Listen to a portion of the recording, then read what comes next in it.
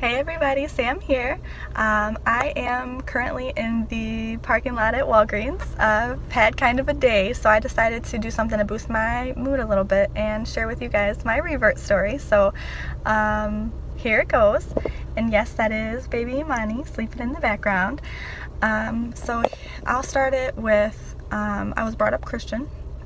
We weren't like super practicing, we celebrated Christmas, but that's more of an American culture thing at this point. Everybody celebrates Christmas. That's not, like Muslim or Jewish, I think. Even like atheists celebrate Christmas. But anyways, so yeah, I was brought up Christian. I've had a lot of different experiences in my life, some really good and some really bad, and that influenced my choices as a teenager. I was pretty wild. I rebelled in a lot of different ways, you know what I'm saying? I was super into self-medicating. I smoked a lot of weed coming up, as a teenager. And I mention that because Islam changed a lot in my life. So I bring up the bad stuff so you can understand why, Islam was so good for me. So I was 16. Me and my mom and family, we moved to another house in Detroit. There was a Muslim family across the street. And before then, keep in mind, I cannot tell you a time where I had personally interacted with a Muslim. And if I did, they were probably non-Arab and men, because I can tell you I'd never knowingly looked at a woman in a scarf even. You know what I'm saying? So my perception of the religion was, they're all Arabs. That's usually what kids think about Muslims, and they hate Americans, and that's pretty much the knowledge that I had. They prayed 5 times a day. I learned that in school, but that was it, as far as world religion studies or whatever. But yeah, so my knowledge in Islam was not little, but completely misinformed. So yeah, meeting them was like an awakening, you know what I'm saying? So seeing these people that are so sweet, and the daughter didn't wear a scarf, but the mom did, and the dad was super religious. He fasted outside of Ramadan. So it was nice to see the difference in what I thought versus the reality. And then going forward, I had met someone who, I remember my first interaction was talking about a Marilyn Monroe tattoo that I wanted to get on my back, and he was like, but why though? That's really dumb. So he just instilled in me to basically think before you act, simple stuff. He also, over the time, okay, so first of all, I'm talking about my husband. Everybody knows that I've been married for basically a decade at this point, and before I go further into details, I want to make something very clear with you all. I am not Muslim because I wanted to marry my husband. I am Muslim because Islam is what's right for me in my heart. And regardless of my relationship with him, I would still be Muslim.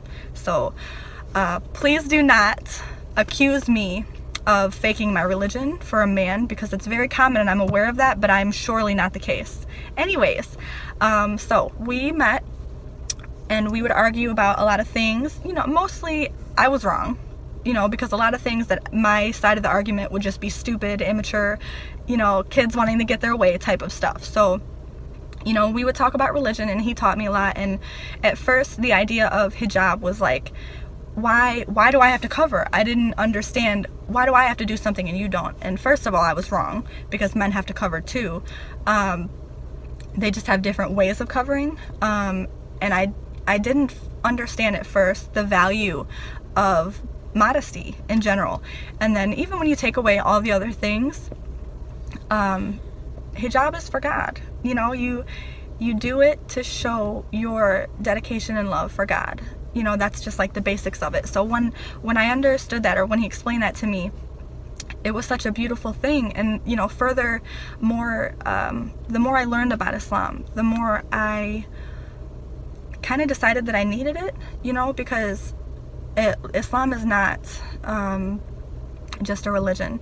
It's a way of life. It's every aspect of your life. Eating with your right hand and not your left. Saying Bismillah before you take a bite.